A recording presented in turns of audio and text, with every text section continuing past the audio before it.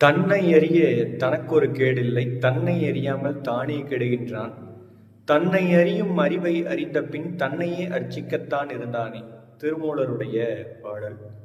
அதாவது இந்த உலகத்துல தன்னை அறியாமல் வாழ்கின்ற வாழ்க்கை அனைத்துமே துன்பத்தை தான் கொடுக்கும். அதனால நீங்க உங்களை முதல்ல நீங்க தெரிஞ்சுக்கணும். எதுக்காக இந்த பூமியில வந்தீங்க, இந்த உலகம் எப்படி இயங்குது, இந்த உலகத்தை பத்தி தெரிஞ்சுக்கணும்னா முதல்ல உங்களை பத்தி தெரிஞ்சுக்கணும். எதுக்காக இந்த பூமியில நம்ம பிறந்தோம், நாம யாரு, எப்படி நம்ம இந்த பிறவி எடுத்தோம், இதுக்கு முன்னாடி நாம யாரு, பிரபஞ்சம் எப்படி இயங்குது, இந்த உலகத்துல துன்பமும் இன்பமும் ஏன் நடக்குது, பாவமும் புண்ணியமும் ஏன் இருக்குது, இதெல்லாம் நீங்க தெரிஞ்சுக்கணும்னா முதல்ல உங்களை பத்தி தெரிஞ்சுக்கிட்டா மட்டும்தான் இந்த பிறப்பினுடைய ரகசியத்தையும் உண்மையும் புரிஞ்சிக்க முடியும். ஆக இது தெரியாத வாழ்ற வாழ்க்கை அனைத்துமே நரக வாழ்க்கை தான். மீண்டும் மீண்டும் இந்த பூமியில பிறந்து பிறந்து நம்ம வாழ்ற வாழ்க்கை தான் நரக வாழ்க்கை. பிறப்பு ஒரு நரகம்.